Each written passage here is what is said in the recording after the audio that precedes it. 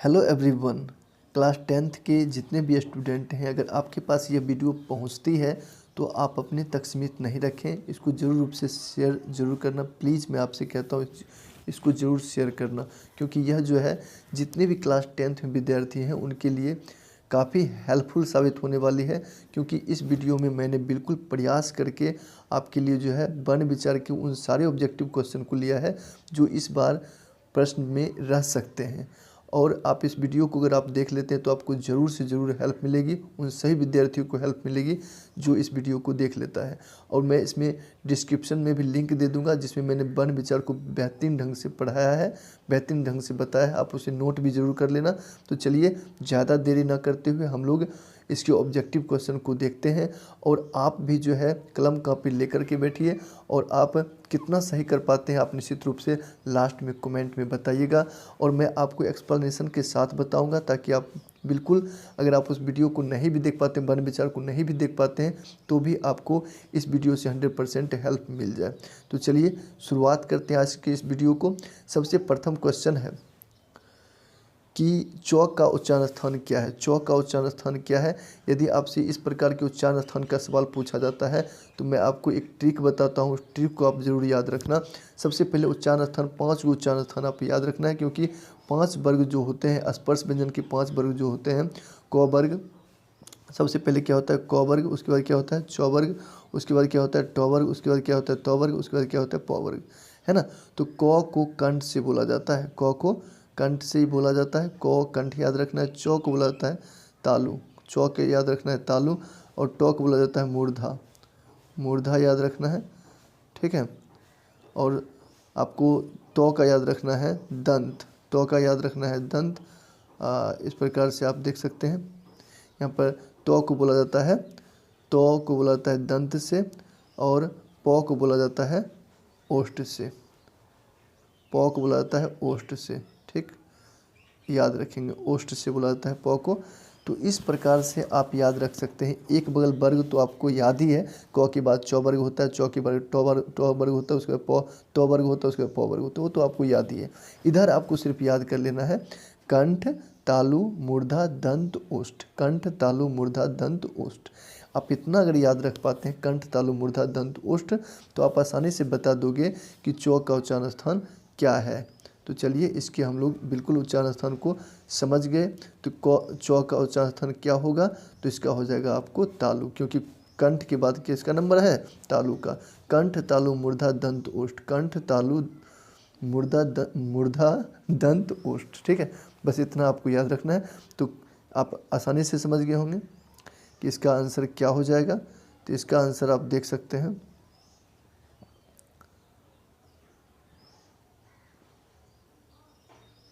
चलिए प्रथम का आंसर आप समझिए, लेकिन थोड़ा सा टाइम लगेगा, लेकिन आपको जो है बिल्कुल समझ में आने वाली है। चौक का उच्चारण स्थान क्या हो जाएगा, तालु, ठीक है। अब नेक्स्ट हम लोग समझते हैं नेक्स्ट क्वेश्चन को। व्यंजन के कितने भेद हैं, व्यंजन के कितने भेद हैं। व्यंजन के 3 भेद हैं। व्यंजन के कितने भेद हैं, 3 भेद हैं। कौन कौन भेद हैं, तो पहला है स्पर्श व्यंजन, स्पर्श व्यंजन, एक बार हम बोल ही देते हैं, स्पर्श व्यंजन, ऊष्म व्यंजन और अंतस्थ व्यंजन, ये 3 व्यंजन के भेद हैं, ठीक। तो ये भी आप समझ गए होंगे। नेक्स्ट है ध का उच्चारण स्थान क्या है। ध का उच्चारण स्थान, देखिए फिर सवाल आ गया, ध का उच्चारण क्या स्थान है, तो हमने क्या बोला, कंठ तालु मूर्धा दंत ओष्ठ, है ना। तो ये क का हो जाए क वर्ग कंठ, च वर्ग तालु, ट वर्ग मूर्धा, त वर्ग दंत। तो इसका हो जाएगा आपका ऑप्शन नंबर ए, दंत हो जाएगा। बिल्कुल आप समझ गए होंगे। नेक्स्ट आगे बढ़ते हैं। नेक्स्ट क्वेश्चन आप देख सकते हैं, ई का उच्चारण स्थान है। ई का उच्चारण स्थान क्या है, ठीक है। तो देख सकते हैं ई का उच्चारण स्थान क्या होगा। तो ये थोड़ा सा आपको ये इधर आ गया, मतलब स्वर वर्ण में से आ गया। स्वर वर्ण में से आपको पूछा है ई का उच्चारण स्थान क्या है, तो इसमें आपका ऑप्शन नंबर क्या हो जाएगा, तो इसका भी हो जाएगा, आपको याद रखना है, इसका भी आपको हो जाएगा तालु। ई का उच्चारण स्थान क्या है, तालु, ठीक। नेक्स्ट आगे बढ़ते हैं। योरोलोवो, ठीक है, यानी कि कह रहा है कि योरोलोवो को कहते हैं, योरोलोवो को कहते हैं अंतस्थ वर्ण। क्या कहते हैं, अंतस्थ वर्ण। बिल्कुल आप इसे याद रखेंगे। अब हम लोग नेक्स्ट आगे बढ़ते हैं। नेक्स्ट पेज पर जो है क्वेश्चन वो आपको इस प्रकार से है। सबसे पहला क्वेश्चन है कि दीर्घ स्वर है, इसमें से दीर्घ स्वर कौन है? दीर्घ स्वर तो बिल्कुल आपको पता होगा, दीर्घ स्वर है ई ओ ए ऐ, ठीक है। इसमें दीर्घ स्वर कौन है? ठीक है, तो आप देख सकते हैं ऐ जो है ये आपका दीर्घ स्वर हो जाएगा। दीर्घ स्वर के उदाहरण क्या हो गया? ऐ। तो इस प्रकार से हम लोग फिर आगे नेक्स्ट क्वेश्चन देखते हैं। तो नेक्स्ट क्वेश्चन आपका है क से मो तक के 25 वर्णों को कहते हैं। क से मो तक के 25 वर्णों को क्या कहते हैं? तो क से मो तक के जो 25 वर्ण होते हैं उसको स्पर्श व्यंजन कहते हैं, लेकिन इसमें स्पर्श व्यंजन आपको क्वेश्चन आंसर नहीं दिया हुआ है, तो आपका हो जाएगा वर्गीय व्यंजन। वर्गीय व्यंजन। चलिए नेक्स्ट क्वेश्चन देखते हैं।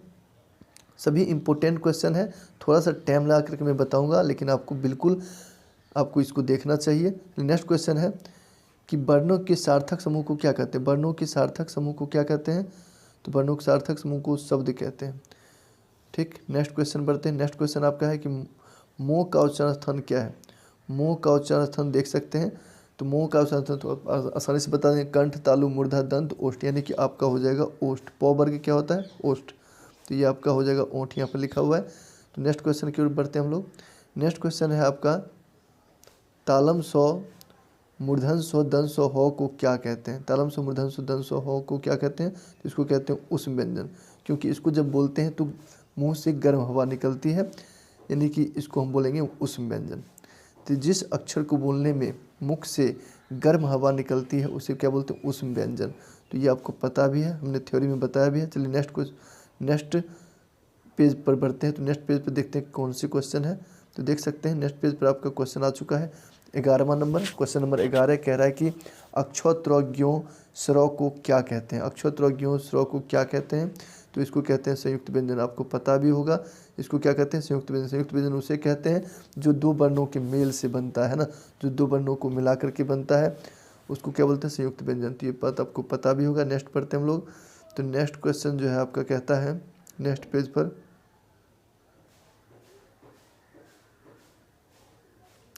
नेक्स्ट पेज पर देख सकते हैं क्वेश्चन नंबर 18 है कि तो का उच्चारण स्थान क्या है? तो का उच्चारण स्थान क्या है? तो इसमें हो जाएगा आपको दंत। ठीक, तो का उच्चारण स्थान क्या है? तो इसमें आपका क्या हो जाएगा आंसर? दंत। तो इस प्रकार से आप समझ गए होंगे। नेक्स्ट क्वेश्चन है कि प्रत्येक वर्ग का पहला, तीसरा और पांचवा वर्ण है। प्रत्येक वर्ग का पहला, तीसरा और पांचवा कौन सा वर्ण कहलाता है? तो ये कहलाता है अल्पप्राण। जिसमें हकार की ध्वनि नहीं होती है उसको क्या बोलते हैं? अल्पप्राण। तो ये पहला, तीसरा और पांचवा यानी क, ग और अंग, ये सारे क्या हैं? अल्पप्राण हैं। ठीक है, प्रत्येक व्यंजन वर्ण यहाँ होना चाहिए। व्यंजन वर्ण का पहला अक्षर, पहला, तीसरा और पांचवा क्या होता है? अल्पप्राण। तो नेक्स्ट हम लोग देखें। तो नेक्स्ट क्वेश्चन है कि प्रत्येक वर्ग का दूसरा और चौथा वर्ग क्या कहलाता है? तो इसमें आपका हो जाएगा महाप्राण।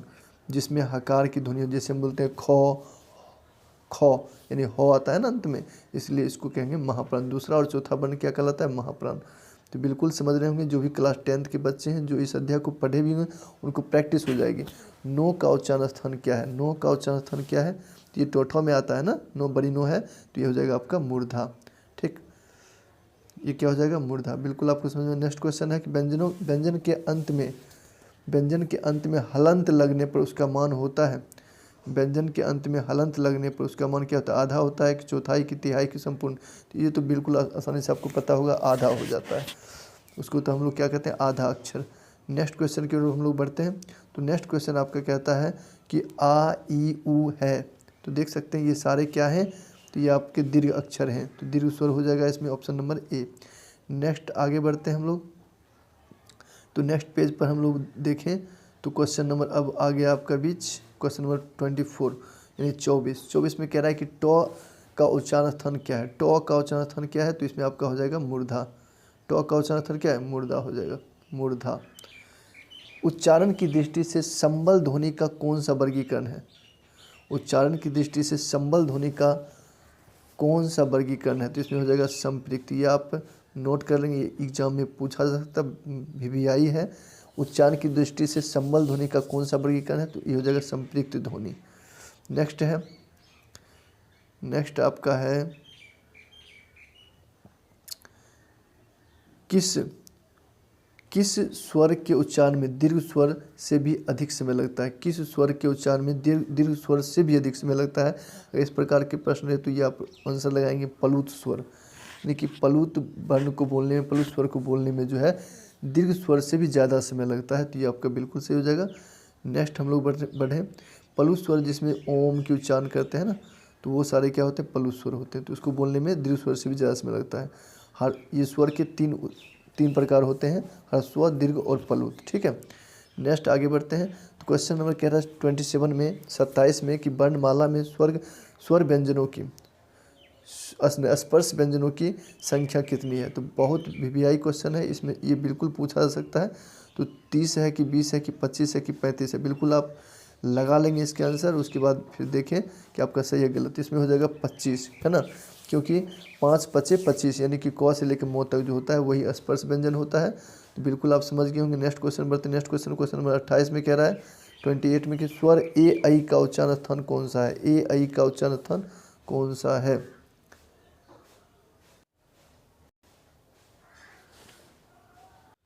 क्वेश्चन नंबर 28 में कह रहा है कि स्वर ए आई का उच्चारण स्थान कौन सा है? स्वर ए आई जो है उसका उच्चारण स्थान कौन सा है? तो इसमें ऑप्शन नंबर आप जो है बिल्कुल डी हो जाएगा, कंठोष्ठ।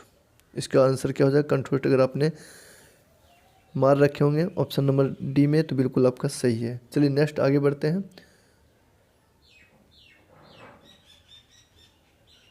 नेक्स्ट पेज पर देखें तो नेक्स्ट पेज पर आपका क्वेश्चन नंबर 29 में कहा जा रहा है कि भाषा की सार्थक लघुत्तम इकाई किसे माना जाता है? भाषा की सार्थक लघुत्तम इकाई मतलब भाषा की सबसे छोटी इकाई किसे माना जाता है? अगर आपने इसके थ्योरी पार्ट्स को, अगर आपने वर्ण विचार को पढ़ा होगा तो आपको पता होगा भाषा की सबसे लघुत्तम इकाई किसको माना जाता है? तो वर्ण को माना जाता है। नेक्स्ट क्वेश्चन है क्वेश्चन नंबर 30, ये लास्ट आपका क्वेश्चन है। चलिए इसको भी हम लोग जान लेते हैं। स्वरों का उच्चारण किससे होता है? अनुनासिक की सहायता से होता है कि बिना किसी की सहायता से होता है कि व्यंजनों की सहायता से होता है? अनुनासिक की सहायता से होता है कि बिना किसी सहायता से होता है कि व्यंजनों की सहायता से होता है? बिल्कुल आप समझ गए होंगे। तो अगर आप समझ गए हैं तो बिल्कुल इसके आंसर जो है आप कमेंट में ज़रूर कीजिएगा। ये आप बिल्कुल मैं आप पर छोड़ता हूँ। कमेंट जो भी विद्यार्थी यहाँ तक पहुँचे होंगे वो बताएंगे कि ये क्वेश्चन सेट जो है वर्ण विचार का कैसा रहा। आप लोग निश्चित रूप से बताएंगे कमेंट में, ताकि मैं आपके लिए जो है नेक्स्ट वीडियो जो है वर्ण विचार के बाद नेक्स्ट जो चैप्टर है व्याकरण का उसका मैं लेकर के आऊँ ऑब्जेक्टिव क्वेश्चन, और सभी चैप्टर आपको यहाँ पर अपलोड हो जाए, ताकि आपको बिल्कुल घर बैठे जो है व्याकरण की तैयारी हो सके और आप आसानी से जो है अच्छे नंबर ला पाएँ। तो चलिए यहाँ तक देखने के लिए आपको बहुत बहुत धन्यवाद, और फिर मिलते हैं नेक्स्ट वीडियो में। Thank you.